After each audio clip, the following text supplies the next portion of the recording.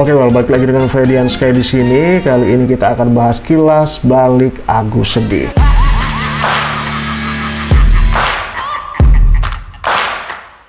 Oke, jadi awal mula kepelikan terjadi ketika pengobatan Agus di Indonesia tidak dapat di-cover lagi oleh BPJS.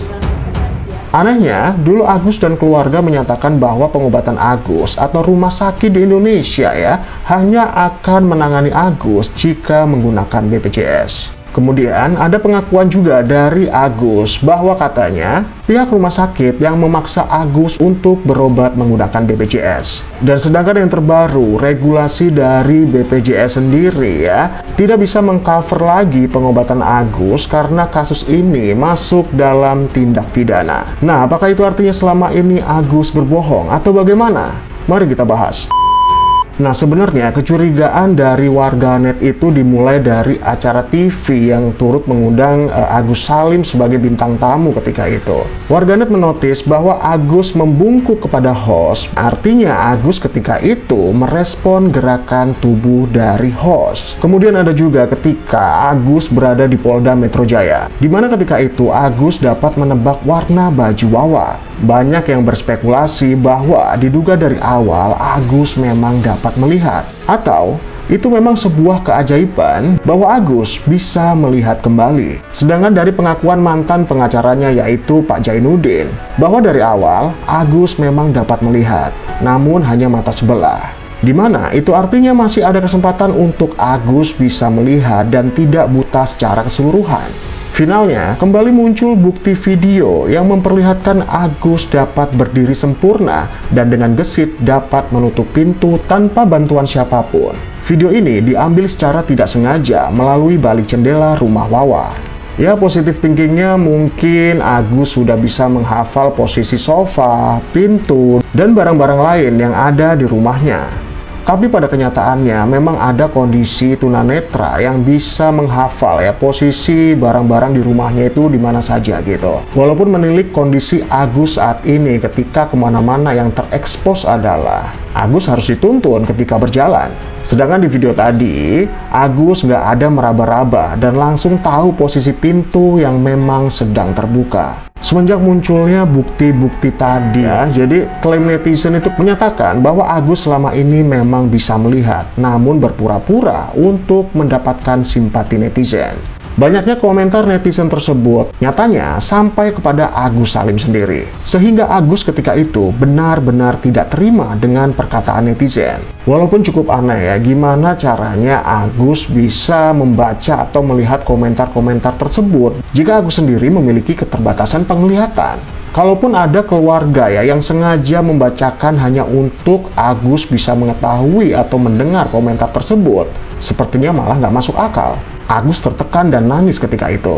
Agus tak terima dan akhirnya mengadu kepada Farhad Abbas ketika itu, yang saat ini sudah menjadi kuasa hukumnya. Dan statement Agus ketika itu menyatakan bahwa netizen memang benar-benar tidak punya hati nurani. Agus juga mengatakan semua ini bukanlah rekayasa atau gimmick yang dibuat-buat oleh Agus, karena dari hasil pemeriksaan dokter menyatakan seluruh penglihatan Agus sudah hampir hilang, dikarenakan seluruh syaraf di mata Agus itu sudah melemah.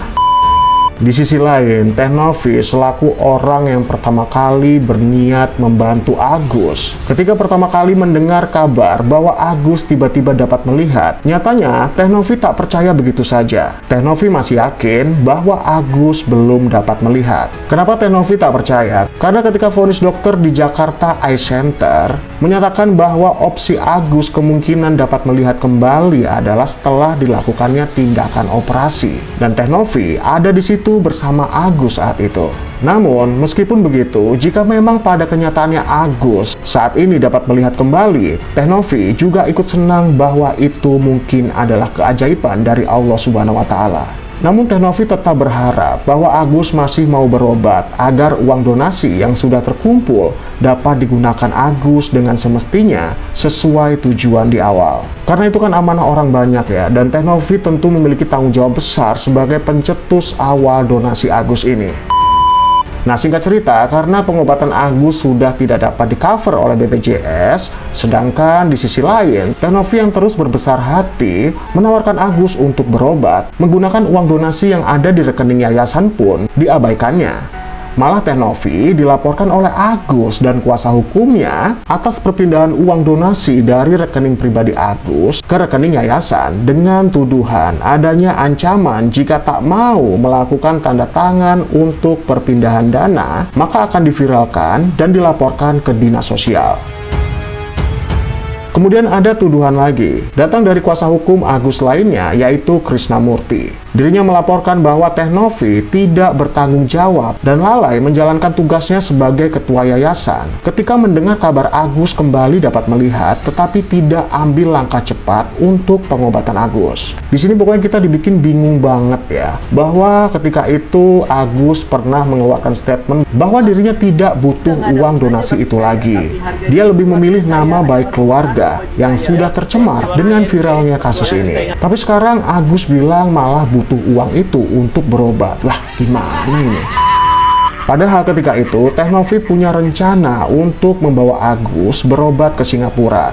Namun kuasa hukum Agus lainnya bernama Rizal Dian mengatakan kalau Teh Novi memang punya niat baik, ya buktikan.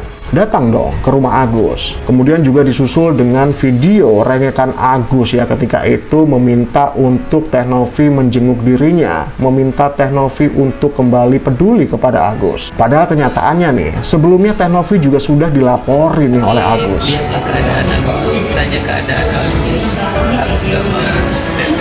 Sedangkan dari pihak Teh Novi terus berupaya menghubungi Agus dan juga keluarga, namun tak direspon sama sekali. Teh Novi sudah mencoba mengirimkan pesan, bahkan sampai bersurat ketika itu. Jadi sampai saat ini, Agus itu kekeh meminta Teh Novi untuk mengembalikan uangnya. Karena menurut Agus, Teh Novi di awal tak menyebutkan bahwa uang donasi itu hanya akan diperuntukkan untuk berobat saja. Tentu hal ini memicu kegeraman para donatur. Aneh banget kan ya, jelas-jelas para donatur itu menyisihkan uangnya ya tentu untuk Agus berobat, bukan untuk melunasi hutang Wawa. Secara moral ya harusnya tanpa harus dideskripsikan oleh Teh Novi uang itu untuk apa, ya harusnya paham lah ya. Jadi memang benar secara hukum seperti yang sudah aku bahas di video-video sebelumnya ya, bahwa ya donasi itu memang hak sepenuhnya milik Agus. Namun sekali lagi secara moral ya nggak gitulah. Dia beranggapan uang itu bisa Agus pakai untuk apa saja. Mau untuk belanja ataupun bayar utang, ya terserah dia. Nah, pada akhirnya rencana awal Teh Novi yang akan memberangkatkan Agus untuk berobat ke Singapura tetap akan dijalankan. Namun, biayanya ditanggung oleh Farhad Abbas dan juga tim, serta para donatur lainnya dari kubu Agus saat ini. Dan niat baik Teh Novi ya, di awal tadi menjadi pertimbangan katanya dari tim Agus sendiri, mengingat menurut kuasa hukum Agus, Teh Novi ini sudah menjelek-jelekan Agus sejauh ini. Namun baru-baru ini Farhad Abbas, kuasa hukum Agus menerangkan bahwa untuk sementara Agus akan menjalankan pengobatan di Indonesia dulu. Tentu hal itu membuat netizen heran dan kebingungan. Kirain Agus beneran akan segera menjalankan operasi di Singapura sesuai yang dicanangkan tim kuasa hukum Agus saat itu. Aduh, mana yang bener-bener capek ya guys ya. Gimana netizen gak skeptis nih kalau kayak gini? Bahkan ada juga pendapat dari ahli mengenai fenomena Agus ini. Menurutnya, Agus sudah tidak layak untuk dibantu. Menurutnya, Agus terlalu mementingkan egonya sendiri. Setelah melaporkan Teh Novi dan bilang tak butuh uang donasi itu lagi, kemudian merengek-rengek kembali kepada Teh Novi untuk meminta Teh Novi kembali peduli padanya hanya karena pengobatannya tak lagi di-cover oleh BPJS.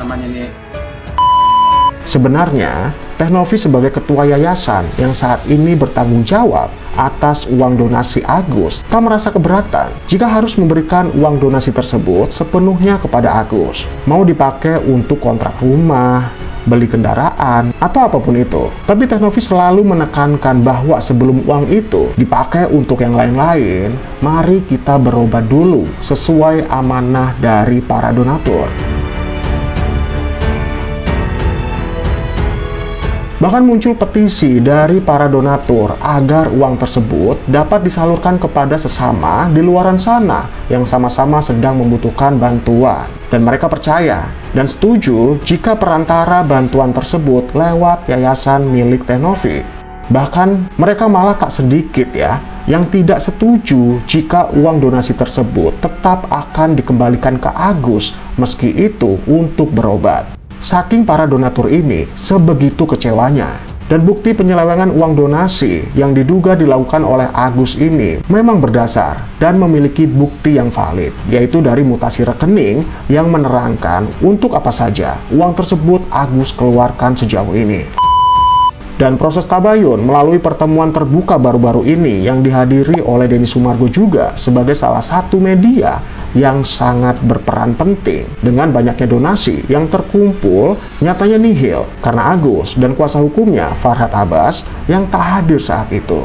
Klaim netizen pun kembali menyebut proses tabayun dengan tujuan mencari perdamaian atau keadilan bersama nyatanya tak disambut baik oleh pihak Agus.